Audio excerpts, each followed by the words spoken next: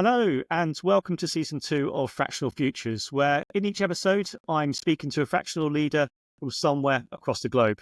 My purpose with this season is to get a global perspective on how the fractional leadership model is being embraced by the business landscape. Today, I'm delighted to be joined by Margarita Mangino, who operates as a fractional CMO in Uruguay. Hi, Margarita. Welcome to the show. How are you doing? Hi, Paul. Thank you so much for having me.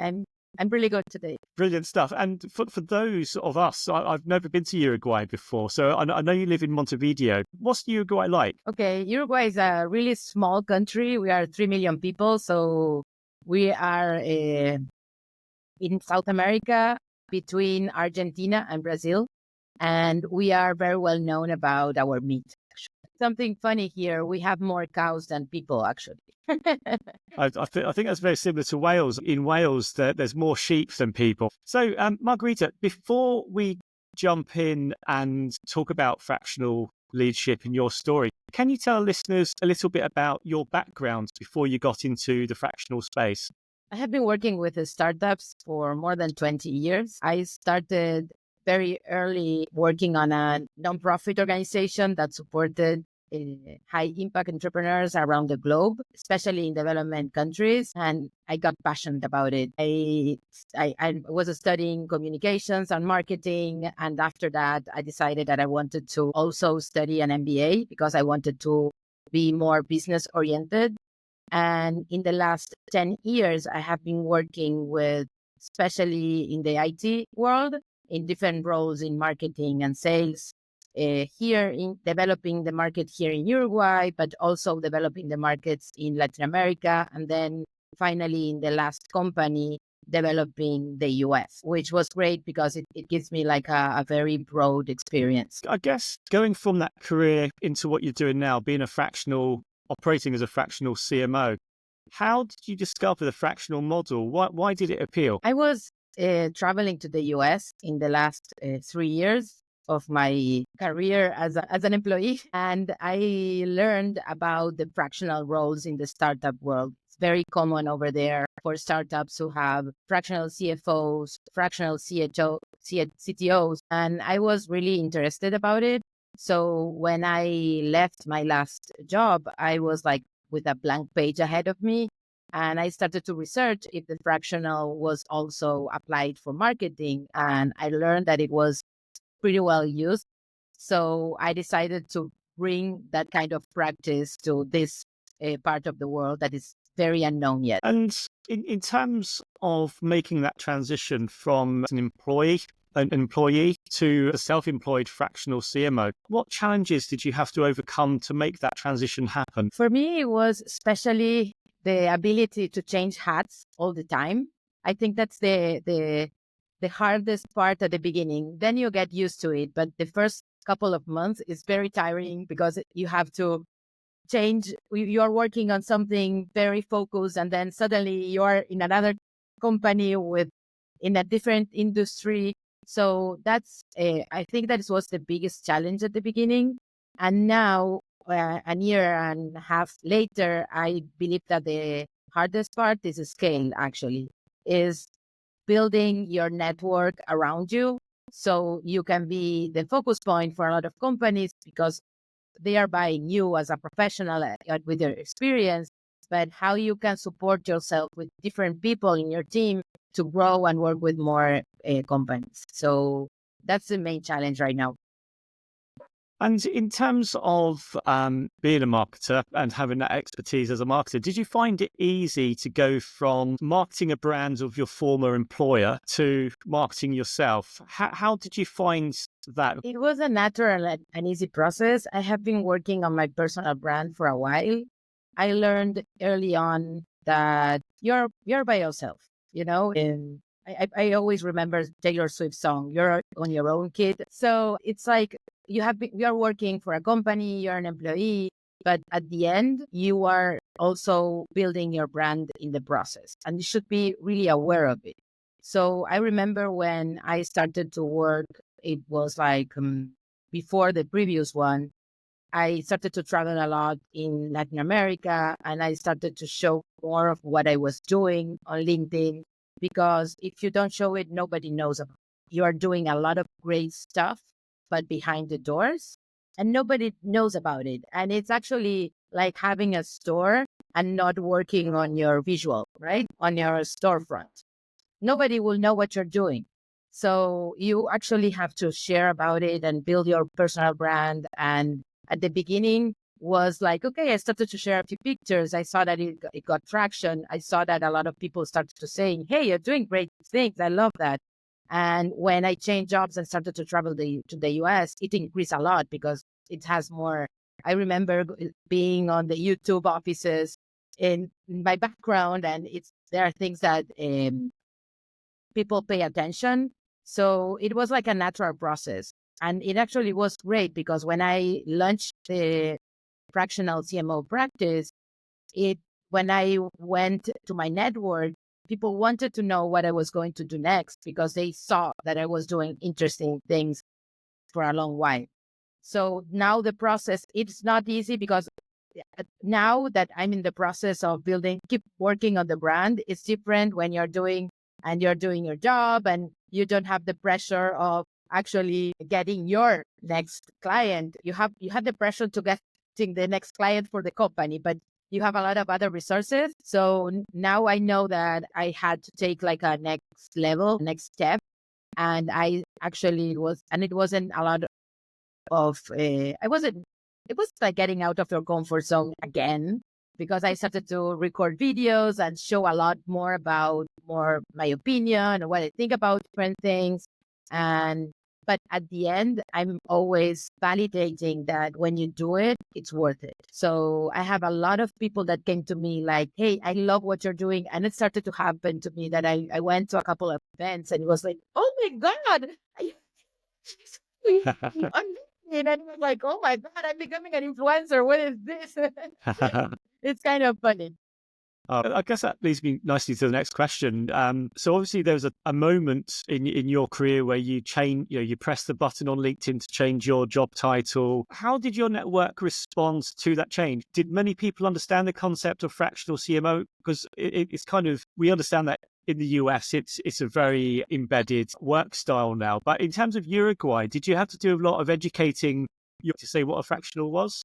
The first year was a lot about posting and talking about what a fractional CMO was. And it actually was kind of interesting because there were people that reached out to me like, hey, I want to learn more about what is this fractional. And it came from potential clients, but it came from professionals that wanted to understand if that would be something interesting for them as a next step. So it was something like, hey, I'm bringing a new concept from Uruguay. So that was something that attracted people to meet with me and talk and for them to learn more. But I had to educate, and I have to educate until now. And one of the first things that I say when I start is like, I'm a fractional CMO. I'm not a consultant, Those are totally different things. And that are things that I need to constantly keep going. And on that, how do you answer that question or that objection? So when you've got a potential client in front of you and they see you more as a marketing consultant, how do you explain the difference to your prospects? I don't have anything against consultants. That's the first thing I want to say. And sometimes you have to do some consultancy jobs. But mostly what I say is that as a fractional CMO, you are actually an employee of their company and you will be integrated to their team. You will manage the team.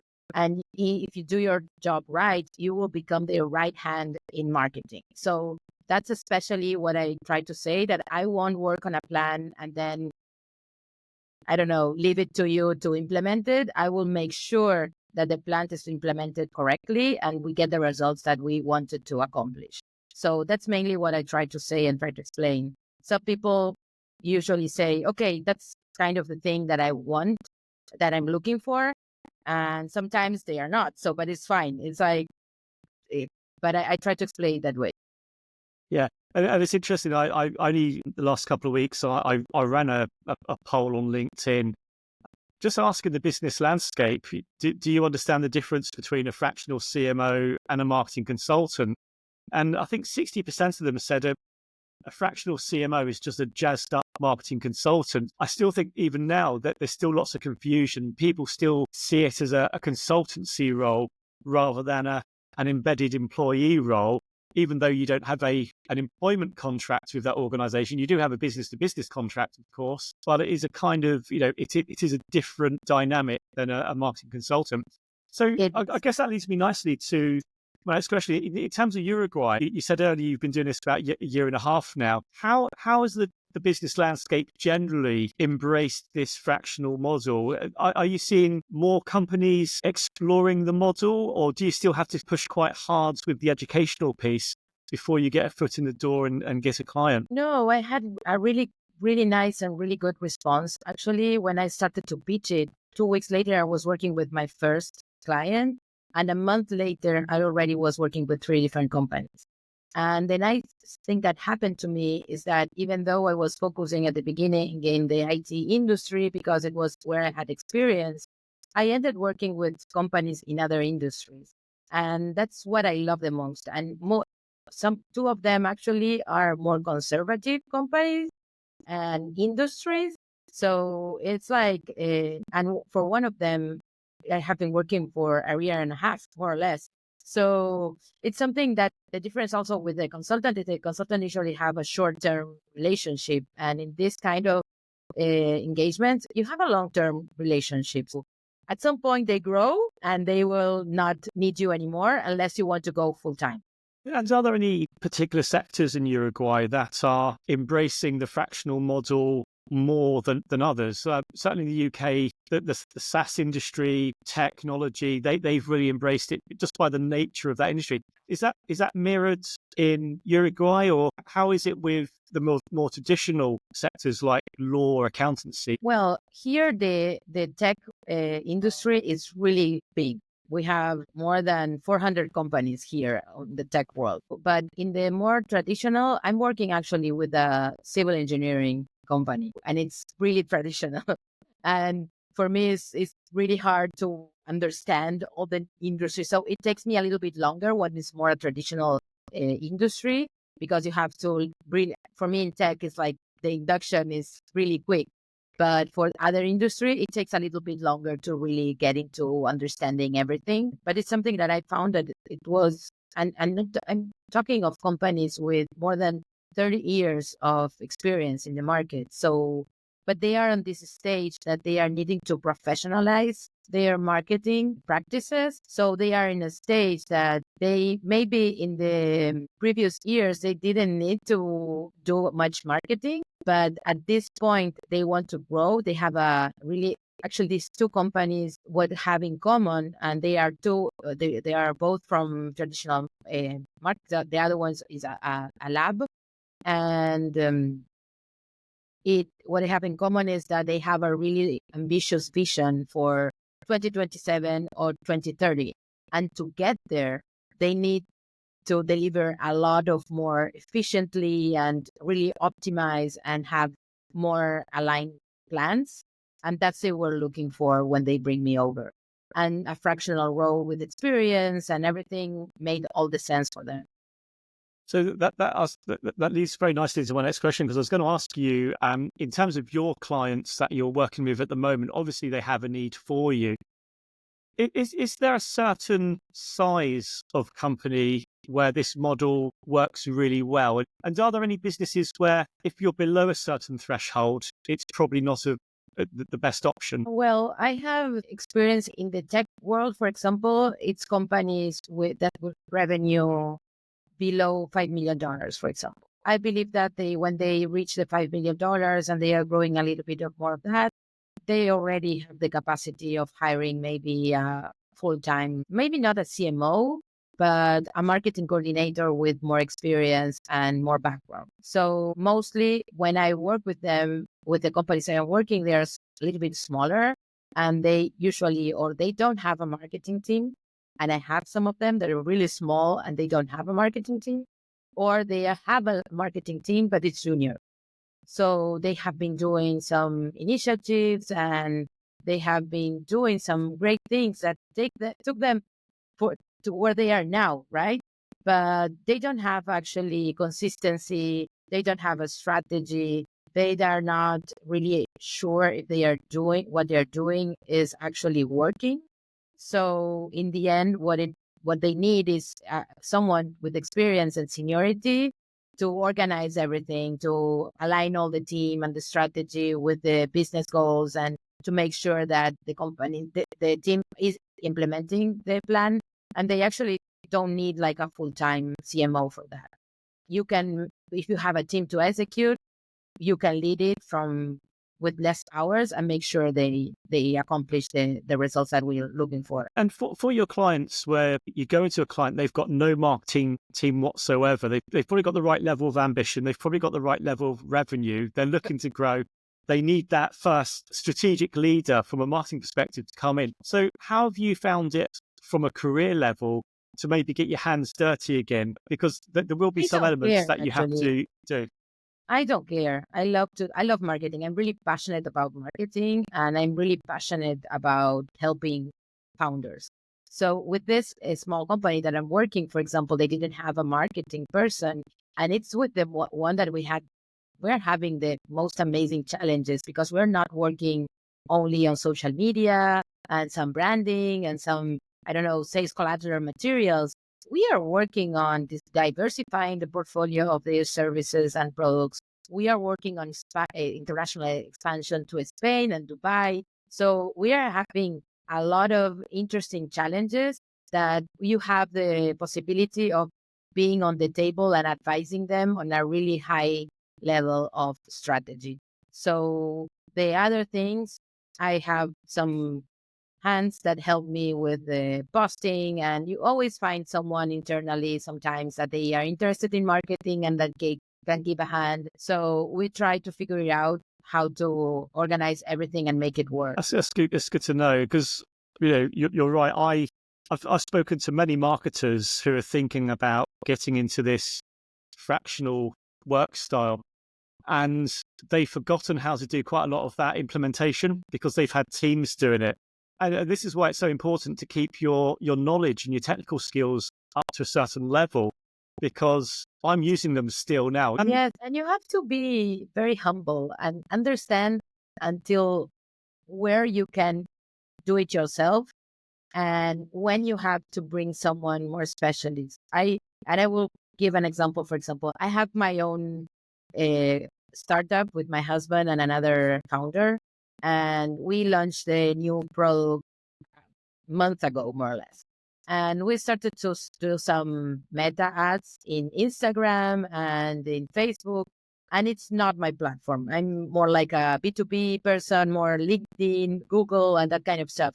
And I started to do it myself. And at some point I was like, I'm losing a lot of time here, trying to figure this out, trying to understand if the format of the media that I'm using is the right one, if the message is the right one, if the campaigns I'm doing are the right one.